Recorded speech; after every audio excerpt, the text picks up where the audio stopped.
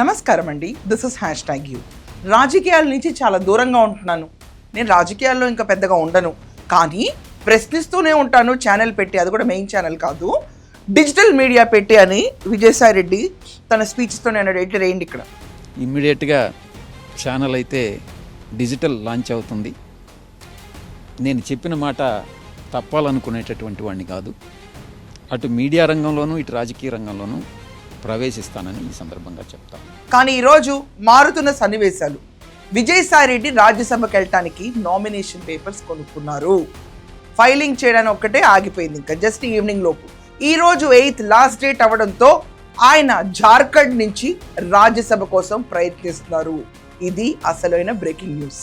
మనం చూసుకుంటే వైసీపీ నుంచి రిలయన్స్ ముఖేష్ అంబానీకి వెరీ క్లోజ్ అయిన పరిమళ నత్వాని, అలాగే విజయసాయి రెడ్డి ఈరోజు జార్ఖండ్ పైన ఫోకస్ చేశారు.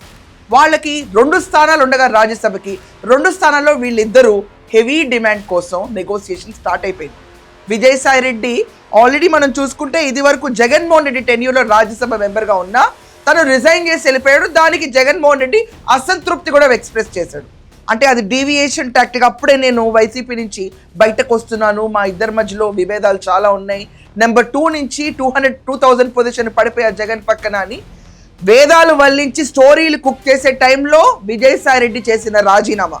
ఆ రాజీనామా తర్వాత నేను హార్టికల్చర్ చేసుకుంటాను, వ్యవసాయం చేసుకుంటాను, సేంద్రియ ఉత్పత్తులను పైకి తీసుకెళ్తాను అన్న రీతిలో ఒక జీప్ వేసుకుని తను తయారయ్యాడు. కానీ లిక్కర్ కుంభకోణంలో తన్ని ప్రశ్నించడం మొదలైన తర్వాత, అలాగే కాకినాడ పోర్ట్ ఇష్యూ అప్పుడు జగన్మోహన్ రెడ్డి వచ్చి వైసీపీకి మిగతా బట్టలు కూడా తీసేస్తాను, విప్పేస్తాను, నేను మొత్తం హెల్ప్ చేస్తాను ఇన్వెస్టిగేషన్ కన్నా విజయసాయి రెడ్డి తర్వాత వచ్చి మొన్న తన ఇంట్లో సోదాలు జరిగిన టైంలో ప్రెస్తో మాట్లాడుతూ తను ఒక ఛానల్ పెడతానన్నాడు.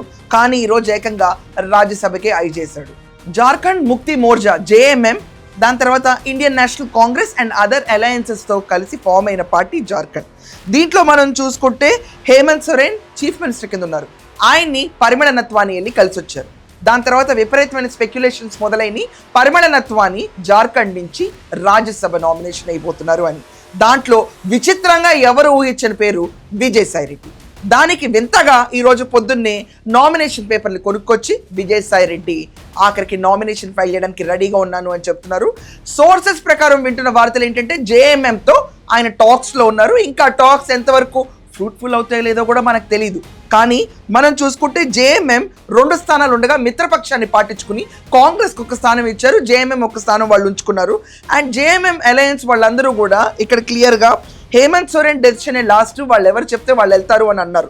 ఇక్కడ JMM నామినేట్ చేసింది బైద్యనాథ్ రామ్ని, ఇంకా నామినేషన్ దాఖలు చేయలేదు ఆయన.